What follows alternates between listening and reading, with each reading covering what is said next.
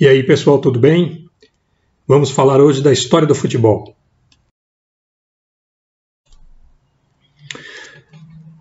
Turma, eu não sou um especialista historiador, mas eu vou tentar fazer aqui uma retrospectiva, falando um pouco dos antecedentes do futebol moderno.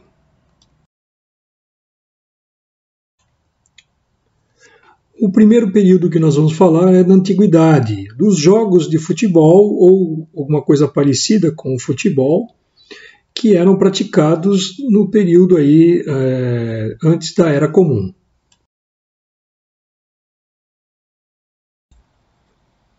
O primeiro jogo com características de jogo de bola era o Epísquiro, na Grécia Antiga, que era um jogo mais ou menos assim, entre 12 e 14 pessoas por equipe. O objetivo da equipe era levar a bola até a linha de fundo do outro time, como se fosse no futebol americano e no rugby. Era um jogo violento, pelo menos em Esparta. O Arpastum, ou Arpasto, era a versão romanizada do Epísquiro grego. Era um jogo com uma bola um pouco menor, mais dura, provavelmente um exercício militar, e tudo indica que bastante violento. O tsushu, ou bola recheada feita de couro, foi introduzido na China, na dinastia do imperador Huangdi, e era costume os soldados chutarem os crânios dos inimigos derrotados por entre duas traves.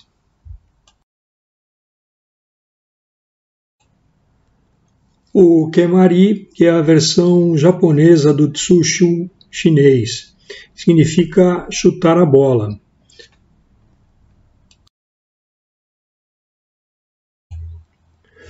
O Pok-Tapok, ou jogo de bola mesoamericano, é originário da América Central e América do Norte. Era um jogo com características rituais. Tem uma versão um pouco mais recente chamada Ulama, que continua a ser jogada por povos originários das Américas. A história do futebol é inegável a importância do continente europeu e, por uma questão prática, resolvi utilizar o termo histórico Idade Média, apenas por questões didáticas. O futebol medieval, também conhecido como folk football ou mob football, era um jogo com quantidade ilimitada de pessoas, disputado em vilarejos da Europa, com times oponentes, e o objetivo era levar a bola ao final, ou do lado do oponente, ao final do lado do oponente. Era um jogo bastante violento, não havia regras para você fazer esse tipo de progressão levando a bola. Royal Shrovetide Football é um tipo de futebol medieval jogado anualmente entre a terça-feira de Carnaval e a quarta-feira de Cinzas, na cidade de Ashbourne, no condado de Derbyshire, na Inglaterra. O jogo se desenvolvia entre duas equipes, duas cidades diferentes. Em princípio, um crânio decepado era usado como bola, depois foi usado uma bola mesmo. Acredita-se também que o nome derby, dado entre equipes, ou dado a uma partida de futebol, vem desse condado, Derbyshire. La Soule, também um jogo medieval, popularizado na Normandia, uma região da França, jogado entre duas paróquias, duas equipes. O objetivo era levar uma bola feita de bexiga de porco para frente da sua própria paróquia, ou seja, recuperar a bola. Os outros detalhes das regras não são muito bem conhecidos, mas a recuperação podia ser feita com as mãos, com bastões, da forma como fosse possível. Camping Game, um outro jogo medieval popularizado na região de Norfolk. Funcionava mais ou menos assim: duas equipes perfiladas, entre 10 e 15 jogadores, o centro livre, uma pessoa jogava a bola e as equipes tentavam pegar a bola. A equipe que pegava a bola tinha que voltar para sua casa, para sua meta, com a bola para poder vencer. A outra equipe tentava retirar a bola, recuperar a bola e fazer a mesma coisa. Quem estava com a bola e estava assediado poderia passar a bola para uma outra pessoa que não estivesse e assim o jogo se desenvolvia. Eu pus essa foto dessa bola aí do século XV, mas não é exatamente a bola que era usada. Não tem muitos registros deste jogo na internet. O Calcio Fiorentino ou Calcio Histórico. É um tipo de jogo de futebol onde duas equipes com 27 jogadores cada tentam levar a bola à linha de meta do outro time, com os meios que tiverem ao seu alcance, inclusive usando a violência. Muito popular na cidade de Florença, era jogado na praça da igreja Santa Croce, mas também na igreja da Santa Maria Novella. Enfim, um jogo que ainda hoje tem suas exibições em Florença. O futebol gaélico, originário da Irlanda, é jogado entre duas equipes de 15 jogadores, tem uma característica híbrida entre o Football Association e o rugby. A bola pode ser conduzida com as mãos ou com os pés numa espécie de embaixada. A meta é um modelo híbrido entre o gol do Football Association e a meta do rugby. Se o jogador coloca a bola dentro do gol do Football Association, vale 3 pontos. Se passa por cima do travessão e entre as traves, como se fosse um drop goal do rugby, vale 1 ponto. Um jogo bastante curioso. O futebol australiano, um dos jogos com bola mais populares daquele país. É jogado por duas equipes de 18 jogadores, num campo de formato do campo do cricket. E os jogadores conduzem a bola com as mãos e com os pés. O passe é feito como se fosse dar um saque na bola, pode ser feito para frente ou para trás. E os gols são feitos chutando-se a bola entre as traves. A bola não pode bater em nenhum jogador e nem no chão. Se passar entre as duas traves centrais, vale 6 pontos. Se passar entre uma trave central e uma trave lateral, vale 1 ponto. É um jogo bastante viril, tá? Com características do jogo do rugby e com características do futebol gaélico também. Era moderna. Estamos falando depois da Idade Média, naquela visão europocêntrica que eu estou usando de forma didática, até o início do século XX, passando pelo século XIX, quando foram consolidadas as regras do Football Association e os outros códigos de futebol que hoje a gente conhece. O Snap-on é a versão galesa do Cornish Hurling, um jogo de futebol também com origem medieval.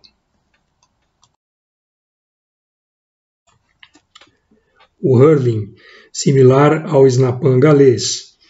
2 times representando 2 paróquias se enfrentam utilizando uma pequena bola de prata que deve ser conduzida até os limites da paróquia.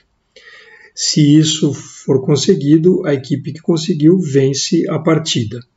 O jogo transcorre durante a semana de carnaval, da terça-feira ao sábado, e é popular em Cornwall, na Inglaterra.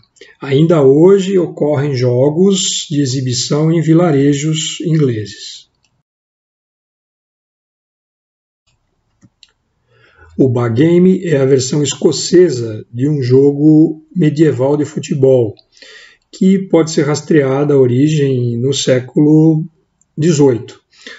Duas equipes se enfrentam e têm como objetivo levar a bola até os seus domínios na cidade. Com isso, vencem a partida, muito parecido com outros códigos de jogo medieval ou da era moderna. Ups and Downs. O objetivo do jogo é levar a bola até a meta adversária e saudá-la 3 vezes. As metas são o Downs, que é um cabrestante no cais, e o Ups, que são os portões do Workington Hall Parklands. Não existem regras bem definidas, mas é mais ou menos como se fosse um scrum áspero, um jogo de rugby, intercalado com sprints para levar a bola até o seu objetivo. Ganha o time que conseguir fazer essa façanha. Então, um jogo muito parecido com o rugby. Em 1863, foi fundada a Football Association, que é a federação de futebol inglesa, a mais antiga federação de futebol do mundo. Em 26 de outubro de 1863, foi realizada a primeira reunião com o intuito de unificar as regras do futebol. Imagina o seguinte, em cada localidade tinha regras diferentes ou um pouco diferentes. Ficava impraticável uma equipe enfrentar a outra. Havia 3 grupos principais de regras na Inglaterra: as regras de Cambridge, as regras de Sheffield e as regras do rugby. Depois de um tempo, algumas equipes abandonaram a Football Association por divergências de regras, provavelmente pelo fato de quererem conduzir a bola com a mão, enquanto que o pessoal da Football Association queria a condução da bola com os pés. E essas equipes que abandonaram a Football Association viriam a fundar em 1871 a Rugby Football Union, que nós vamos falar depois. Em 1867 foram consolidadas as regras de Cambridge, que são as regras consideradas originárias do futebol, que nós conhecemos atualmente. Claro que nos primórdios o futebol tinha as suas diferenças em relação a hoje, mas são assim, o primeiro marco de regras unificadas que vocês podem ver aí. E o Rugby Football Union, fundado em 1871, por divergências com o pessoal da Football Association. Pelo menos 2 clubes de rugby reivindicam o papel de fundadores da Football Association e da Rugby Football Union, o Black Hat e o Civil Service. A divergência principal provavelmente foi o fato de o rugby conduzir a bola com as mãos, enquanto o Football Association conduz a bola com os pés. São esportes diferentes, originados na mesma época, e depois o rugby teve toda a sua história, e uma história de cisão logo mais à frente que nós vamos ver. Conforme eu tinha adiantado, em 1895 houve uma cisão importante da Rugby Football Union. Foi criada a Rugby Football League. A divergência foi em relação aos negócios, em relação à profissionalização do jogo. E então os códigos se desenvolveram como esportes separados. Eles têm diferenças importantes. Por exemplo, o Union é jogado na versão campo com 15 jogadores de cada lado. E na versão olímpica com 7 jogadores de cada lado. Já o League é jogado com 13 jogadores para cada lado. A pontuação também é diferente. Um try no Union vale 5 pontos, no League vale 4 pontos. A popularidade também tem aspectos diferentes. O Rugby Union ele é mais difundido no mundo. Já o Rugby League ele é mais difundido nas colônias inglesas. É muito popular na Austrália. No Rugby League também tem a regra dos 6 tackles, com 6 tackles, o time perde a posse de bola. Ou seja, são esportes totalmente diferentes, embora já tenham sido feitas experiências para que um time de liga jogue no código Union e vice-versa, mas é muito difícil.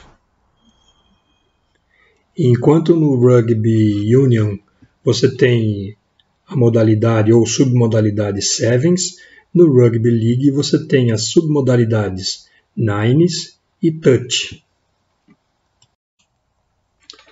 E a era contemporânea do futebol. Eu chamo de era contemporânea o final do século XIX em diante, quando começam a ter os times e os campeonatos organizados, passando do amadorismo, o semiprofissionalismo e o profissionalismo. Entre os anos de 1920 e 1930 do século XX, os fascistas italianos ascenderam ao poder e criaram uma modalidade de futebol chamada volata, diversa do Football Association, que era considerado um esporte inglês. Os italianos queriam um código de futebol originado diretamente do Harpastum, lembram? Aquele jogo de Roma antiga? Pois é, era muito parecido com o rugby, era um jogo italiano de futebol. Mas, como a gente sabe, né, historicamente não foi o que vingou. Ainda bem, nem o fascismo, nem o jogo volata. E a FIFA, Federação Internacional de Football Association, fundada em 1904 em Paris e tem sua sede em Zurique, na Suíça. A FIFA é a responsável pelo código do Football Association, ou seja, as regras. Ela também regulamenta outras modalidades, como o futsal, o futebol de areia. Tem mais membros na FIFA do que países no mundo. A FIFA tem um soft power muito importante no mundo. Não é errado dizer que é uma entidade tão ou mais poderosa que muitos governos existentes no mundo. Bom, pessoal, vou falar um pouco de outros códigos de futebol. De uma certa maneira, todos os códigos estão vinculados ao Football Association e ao Rugby Football. Existem variações do Football Association e variações do Rugby Football que acabaram surgindo no mundo. Vamos ver quais são estes códigos. O futebol de salão. Existem versões que dizem que o futebol de salão foi inventado no Uruguai, na Associação Cristã de Moços, e outras versões que foi inventado no Brasil, isso nos anos 30. Mas, enfim, a grande motivação do futebol de salão era fazer um jogo indoor que evitasse as intempéries e as condições extremas de temperatura nas épocas de frio e de chuva.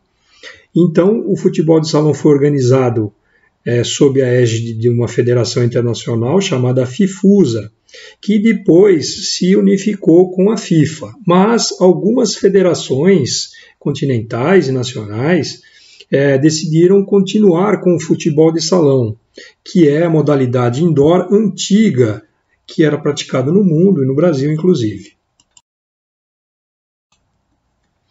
E a modalidade de futebol indoor da FIFA, que é o futsal, que tem a origem no Uruguai ou no Brasil nos anos 30, a mesma origem do futebol de salão.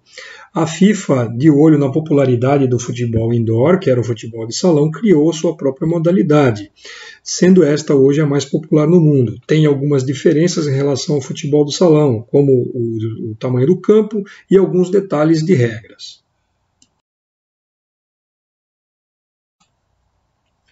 E as regras internacionais, que são uma tentativa de unificação das regras do futebol gaélico com as regras do futebol australiano, também chamado de Aussie Football, que nós vimos um pouco antes dessa apresentação aqui. Alguns jogos já foram feitos, mas os dois esportes seguem firmes com os seus campeonatos e seus torneios. o beach soccer ou futebol de areia, também conhecido às vezes como futebol de praia, originado no Brasil, nas praias de Santos e do Rio de Janeiro, é organizado também pela FIFA. O futebol society ou futebol de 7 é uma modalidade reduzida do futebol de campo, também surgiu no Brasil nos anos 90, tem as suas próprias entidades reguladoras.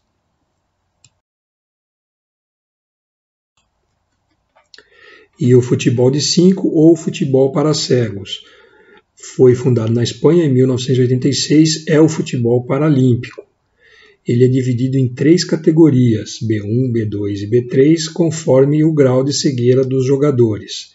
As regras estão a cargo da International Blind Sports Association. Showball é uma modalidade de futebol fundada na Hungria em 1969. É um tipo de futebol onde não há lateral, então a tabela ou os limites do campo são usados como objetos de jogo também. Muitos jogadores masters foram jogar para os seus times do coração do showball. Os principais times hoje são brasileiros. Futebol americano. Apesar de haver entidades internacionais que regulamentam o futebol americano, a principal entidade que cuida desse esporte é a National Football League, dos Estados Unidos. Lá existem 2 conferências, a Conferência Americana e a Conferência Nacional. O futebol americano tem claras influências do rugby, mas é um esporte diverso, jogado por 2 equipes com 11 jogadores de cada lado. O flag football é uma variação soft do futebol americano. O futebol americano, como todos sabem, é um esporte bastante viril com seus tackles. No flag football, o objetivo para recuperar a posse de bola é tirar uma espécie de cinto que o jogador oponente tem. O flag football tem variações de regras, porque não tem uma entidade unificada internacionalmente que cuida desse código de futebol. O futebol canadense é a versão do Canadá do futebol americano. O básico é o mesmo, apesar de ter algumas regras diferentes. O futebol freestyle é aquele que utiliza a bola em apresentações acrobáticas, com vários tipos de evoluções. Já tem uma federação internacional, conhecida como F3, e vários torneios importantes pelo mundo. Acredita-se que foi popularizado pelos jogadores profissionais com bastante habilidade, tipo Ronaldinho Gaúcho e também Cristiano Ronaldo. O handball, handebol ou handebol é um tipo de jogo com claras influências do Football Association. Foi criado em 1927 por alemães e depois, em 1946, no Congresso de Copenhague, os suecos decidiram criar um jogo com 7 jogadores. Antes eles eram jogados com 11 para cada lado. Esse jogo com 7 jogadores ficou mais popular. Vejam só, um jogo diferente com influências do futebol. Há também modalidades de handball de praia, ou beach handball. Enfim, eu coloquei aqui como curiosidade também, porque é um jogo com influências do Football Association. E agora chegamos nos games, que são os jogos de mesa ou os jogos eletrônicos. O primeiro é bastante popular no Brasil, também fundado nos anos 30, futebol de mesa ou futebol de botão. Existem variações de regras também, mas também já foram disputados campeonatos mundiais com regras unificadas.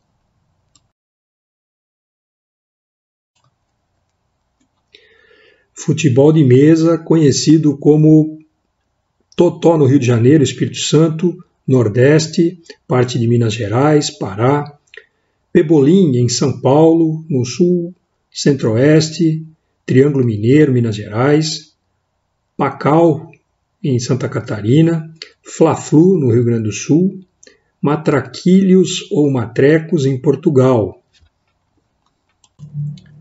No filme sobre times campeões mundiais, eu me esqueci de tratar dessa modalidade, e por incrível que pareça, existe um campeão mundial de pebolim. Billy Pappas, estadunidense, foi campeão dos principais torneios no mundo, podemos considerá-lo um campeão mundial. E os videogames ou os jogos eletrônicos de futebol. O padrão de mercado é o FIFA, que é da empresa EA Sports, sediada nos Estados Unidos. Existem campeonatos internacionais de FIFA para os consoles PlayStation e Xbox. Alguns torneios já foram disputados desde 2017. Bom, pessoal, era isso que eu tinha para falar para vocês sobre história do futebol. Acredito que tenha ficado algumas imprecisões. Conto com a ajuda de vocês nos comentários. Um abraço, até o próximo.